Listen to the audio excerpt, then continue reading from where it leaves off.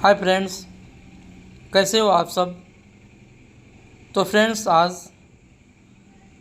हम महात्मा गांधी की सीरीज़ लेकर जीके स्टार्ट करने वाले हैं।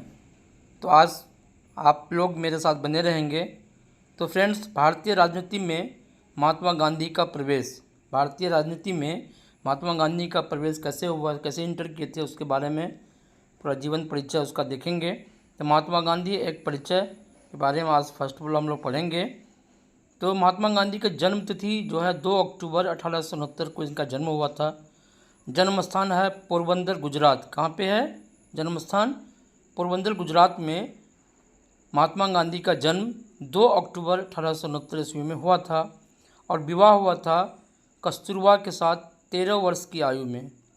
कस्तूरबा गांधी के साथ शादी हुआ था। 13 वर्ष की जब अवस्था था तब दोनों की शादी हुई थी और उच्च शिक्षा के लिए ये बैरिस्ट्री किए थे लंदन से जो उसका हायर एजुकेशन हुआ, ये बैरिस्टर थे और बैरिस्टर का डिग्री लंदन से इसे प्राप्त हुआ था। तो निधन कब हुआ? 1948 ईस्वी में इसका महात्मा गांधी का निधन भी हो गया, जो हमारे देश के बापू भी कहलाते हैं, राष्ट्रपिता भी कहलाते हैं। हम लोग प्यार से इसे बापू भी बोलते हैं।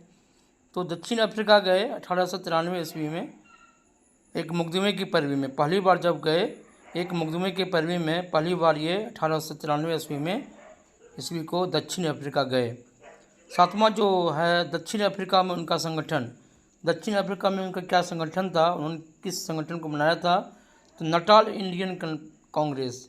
किस नाम से? नटाल इंडियन कांग्रेस नाम से 1893 ईस्वी में इन्होंने ये बनाया। ओके।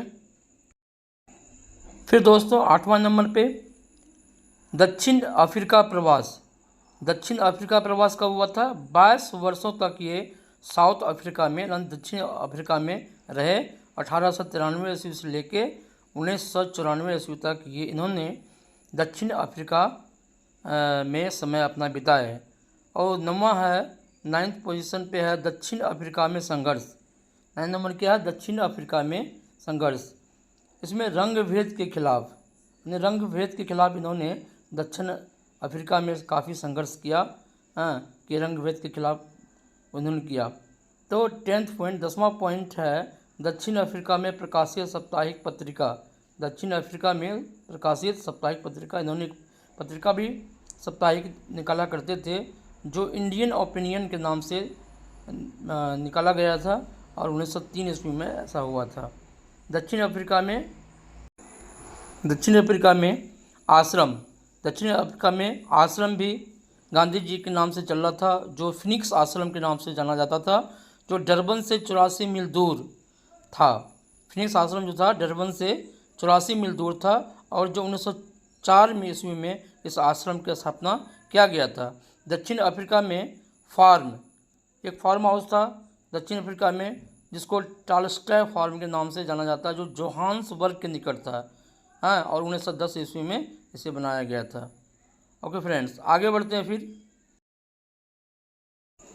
आगे पॉइंट नंबर 13, आत्मकथा। इन्होंने अपनी आत्मकथा भी लिखा, माई एक्सपेरिमेंट विथ ट्रूथ नाम से एक इन्होंने अपना सेल्फ बायोग्राफी लिखा था। पॉइंट नंबर 14, भारत वापस आए, यानी 1915 ईस्वी में महात्मा गांधी दक्षिण अफ्रीका से भारत जब वापस आए 1915 ईस्वी में इन्होंने भारत वापस आए। और फिर पॉइंट नंबर 15, साबरमती आश्रम की स्थापना के 1916, यानी कि 1915 में ये भारत वापस आए। फिर एक साल के बाद क्या हुआ, ये 1916 ईस्वी में साबरमती आश्रम की स्थापना किए। राष्ट्रीय राजनीतिक प्रवेश इन्होंने 1919 ईस्वी में किया। 3 साल के बाद, जब साबरमती आश्रम की स्थापना हुआ उसके 3 साल के बाद 1919 ईस्वी में इन्होंने राष्ट्रीय राजनीति में प्रवेश किए। पॉइंट नंबर 19, पत्र पत्रिकाएँ।